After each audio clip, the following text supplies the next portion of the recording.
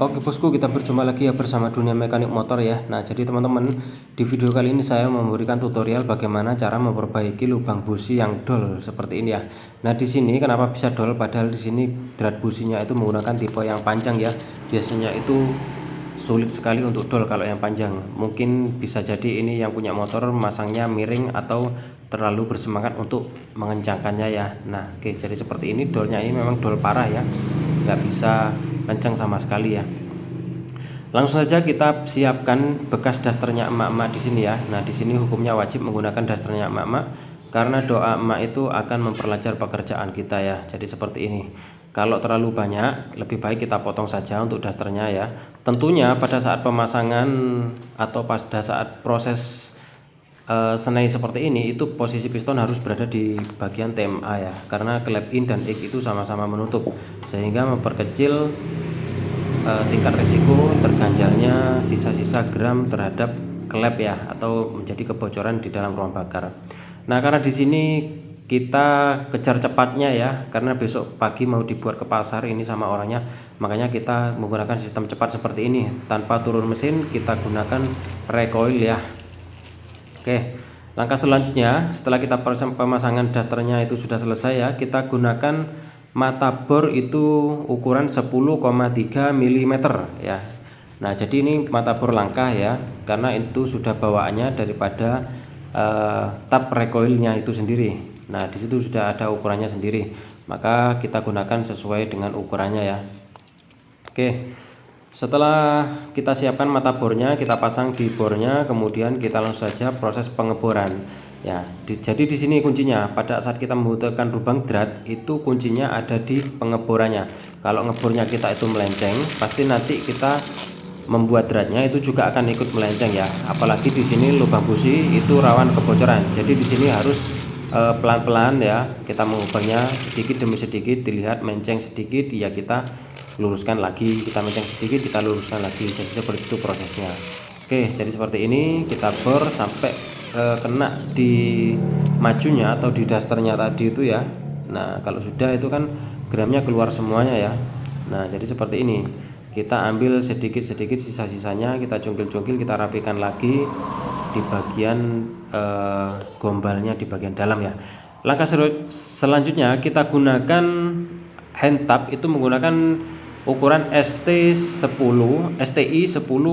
kali 1,5. Nah, jadi ini dratnya ini khusus ya teman-teman, khusus recoil. Jadi nggak bisa kita gunakan hand tap yang ukuran lain, itu nggak bisa. Jadi ini sudah ukuran dari nanti mata recoilnya ya. Oke, jadi di sini biasanya saya menggunakan tipe kering ya. Tipe kering itu artinya hand tapnya ini kita tidak kasih stemped atau grease seperti ini. Nah, di sini saya akan mencobanya menggunakan tipe basah, kita kasih grease ya. Tujuannya itu adalah supaya gramnya itu lengket di hand tapnya. Tapi tergantung teman-teman ya, mau pakai yang kering boleh, pakai tipe yang basah seperti ini boleh ya. Kita lihat nantinya, kita bisa simpulkan pakai yang kering atau pakai yang basah lebih mudah yang mana ya. Kalau saya rasa sih lebih pakai yang kering ya, jadi nggak usah stemped, sehingga nanti bisa disemprot itu langsung keluar. Kalau pakai stemped seperti ini tuh, coba perhatikan di bagian pinggirannya, bibir-bibir lubangnya itu dia juga akan nempel, dan juga di bagian majun di dalam atau gombalnya itu juga akan menempel. Nah, karena memang proses seperti ini itu sulit-sulit gampang ya. Nah, jadi kalau kita caranya itu enaknya pakai yang kering ya, kita pakai yang kering. Tapi saya rasa lebih enak pakai yang kering saja ya teman-teman. Itu lebih mudah dibersihkannya ya. Jadi kalau kita pakai yang tipe basah seperti ini agak sulit nanti membersihkannya, dan juga memakan waktu agak lama juga ya. Nah, jadi kita bisa tahu kenapa di sini saya pakai tipe basah dan tipe kering, sehingga nanti bisa menyimpulkan bagi teman-teman semuanya ya. Oke, kemudian kita lanjutkan lagi untuk proses pengetapannya ya. Jadi seperti ini, pastikan saja untuk di bagian alurnya itu bisa enteng ya. Jadi nanti pada saat memasang recoil itu tidak selip-selip ya. Jadi tipe recoil itu kan bentuknya seperti per, bisa molor recoil itu teman-teman ya. Oke, seperti ini kita bersihkan juga dengan menggunakan obeng atau apa ya, yang ujungnya dikasih stemped supaya kita bisa menarik yang ada di dalam sisa-sisa gramnya itu ya. Nah kalau tipe kering itu kita tinggal semprot seperti ini, itu sudah lari semuanya ya, kita tinggal lari keluar. Jadi kalau lari ke dalam itu nggak mungkin ya, karena di situ sudah ada gombal-gombalnya ya. Nah seperti ini. Kemudian langkah berikutnya kita ambil untuk di bagian dasternya tadi ya, itu kita ambil menggunakan ruji lancip atau obeng lancip seperti ini. Kemudian kita tarik pelan-pelan seperti ini. Nah di situ sudah dipastikan bahwasanya tidak ada gram lagi ya.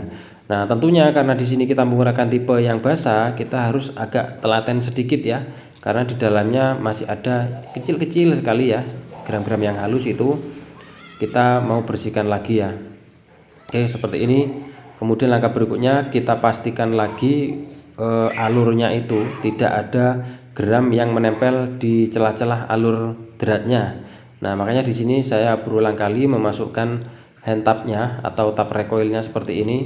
Tujuannya supaya membersihkan alur-alur yang ada sisa-sisa gramnya ya. Nah tentunya ini enteng ya, mudah sekali kita bisa tembuskan untuk hand tapnya seperti ini ya.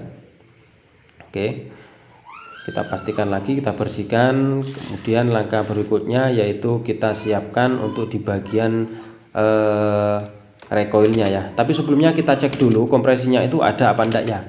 Kita gaspol, kemudian kita sambil kita tutup lubang businya. Nah kalau meletus itu berarti tidak ada kebocoran di bagian klepnya, jadi aman.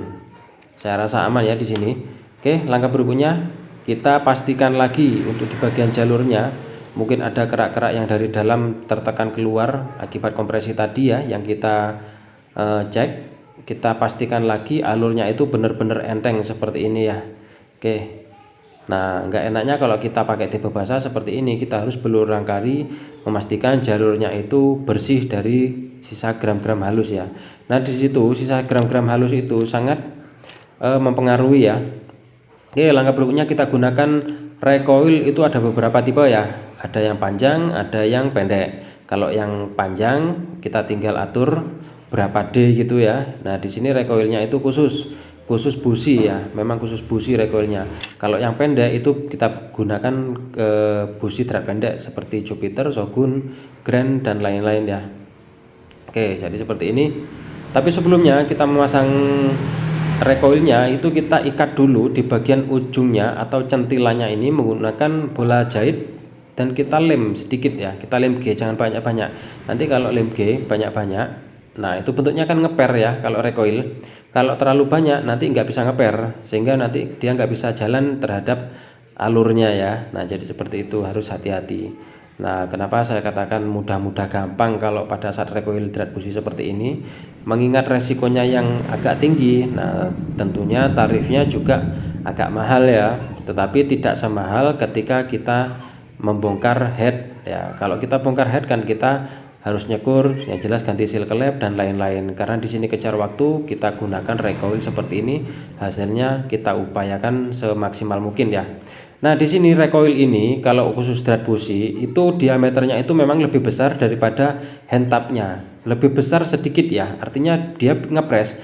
Nah ketika kita tekan, kita putar, kita masukkan seperti ini, itu memang sudah agak seret sehingga dia itu nggak bakalan keluar. Nah ini kalau kita balik puternya itu nggak bisa ya teman-teman, itu langsung rusak untuk recoilnya. Kemudian langkah berikutnya kita dorong, kita patahkan centilannya. Nah seperti ini tujuannya, kita gunakan bola jahit ya, sehingga kita tidak susah-susah untuk mengambil centilannya itu di bagian dalam. Oke, langkah berikutnya kita langsung saja pasang untuk di bagian businya seperti ini. Kita ganti yang baru ya, karena tadi yang lama itu dratnya itu sudah rusak teman-teman. Oke, kita gunakan yang baru, kita tinggal mengepaskan saja ya. Nah ternyata di situ ada yang melenceng sedikit, kita ketok, alhamdulillah berhasil. Kita pasang untuk businya. Oke seperti ini. Kemudian kita kencangkan dengan kunci busi ya, kita paskan supaya dia napak antara drat recoil dan juga drat businya. Nah di sini kalau ngedratnya itu nggak pas, recoilnya itu nggak pas, ini kan masih agak seret businya ya, kita paskan juga supaya napak seperti ini. Kita kencangkan. Oke, kita kencangkan sampai kencang pokoknya. kemudian kita kendorkan lagi, kita cek untuk di bagian dratnya itu rusak apa enggak. Kalau ngedratnya itu melenceng atau selip ya untuk recoilnya, pasti nanti dratnya itu akan rusak. Tapi di sini aman ya, tuh drat businya aman, jaya, makmur ya. Oke, kita pasang lagi, kita kencangkan, kita siap menghidupkan untuk motornya ya. Jadi seperti ini ya teman-teman, prosesnya itu mudah gampang. Nah, tarifnya itu harga berapa, bisa 60.000, bisa 70.000, tergantung teman-teman ya. Itu sudah bersih sesuai bahan dan resiko. Oke teman-teman, kita starter saja ya, langsung apakah berhasil.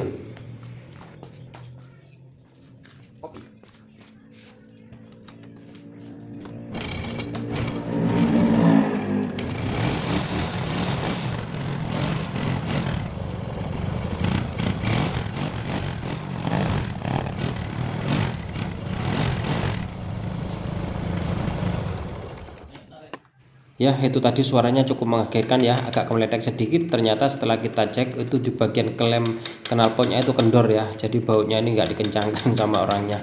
Oke teman-teman, jadi seperti ini prosesnya ya, cukup mengagetkan sekali. Tapi di sini alhamdulillah aman ya, kita starter langsung hidup.